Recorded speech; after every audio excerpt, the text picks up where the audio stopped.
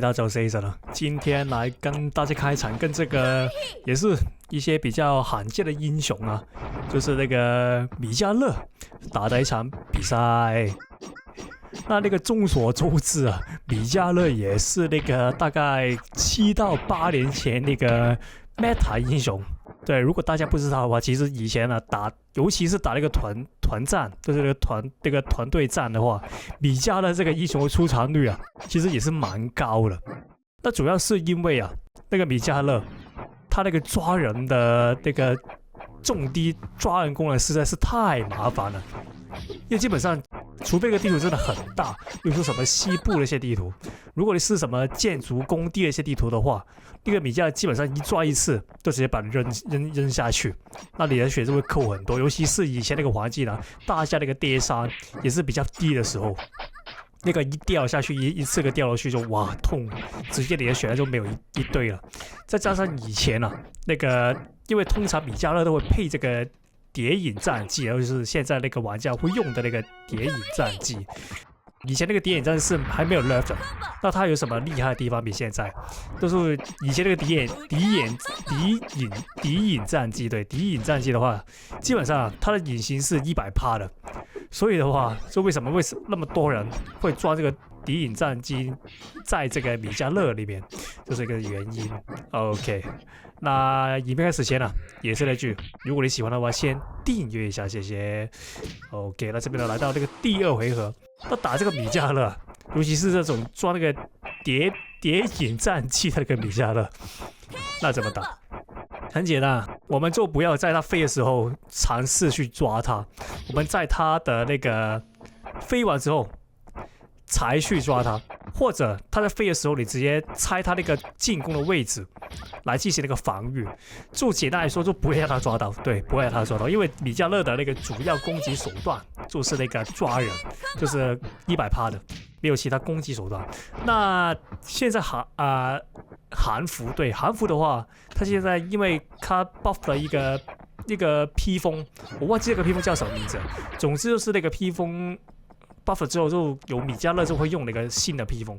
那如果大家有看一个韩服的玩家的话，就是现在好像2000多订阅的一个韩服玩家，他也是有用这个米迦勒的。那他装的一个披风就是我刚才说的一个披风，对，那个披风的话就是应该是新的版本比较主要装的一个披风吧，我猜。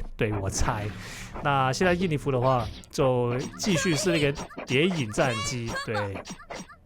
OK， 那这边的话，我已经叫了 SN， 但这个玩家比较弱的一点是他的那个技能好像 CD 比较低一点，那基本上一抓的话，直接开机把他炸死就行了。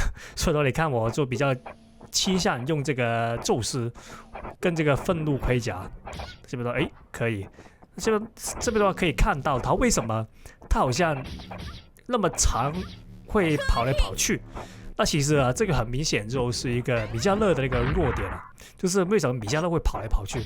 那很简单，这边要跑开啊，这边不要进去他那个范围里面，因为他那个范围是在里面不能开技能。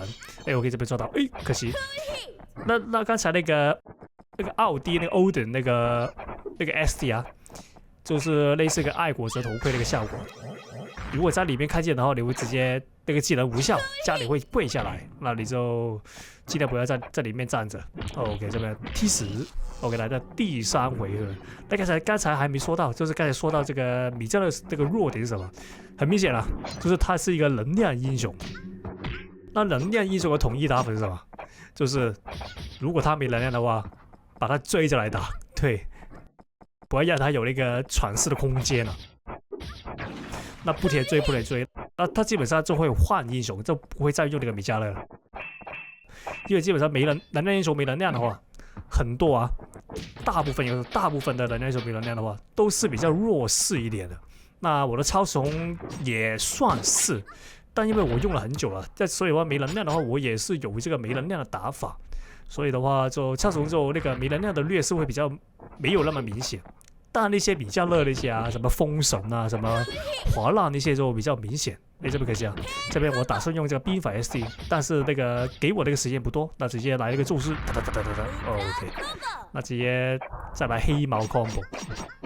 因为很明显他的那个除了那个 CD 比较低之外，这个玩家那他的那些防御英雄那个防御都好像比较低一点。我看到他的那个理论上好像才51等，那就可以偷到，那直接吸一下，可以吸到 SD，可惜啊，这个跳走。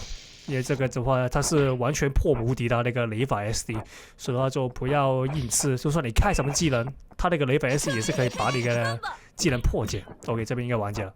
那这边的话，再用 SD 收它，没有。这个兵法，不错，那个无敌时间也是蛮长的。那这边的话，其实这个是我用了很多次，那个时间是不够，那就不要轻易模仿。OK， 这边那干嘛讲？那就这些。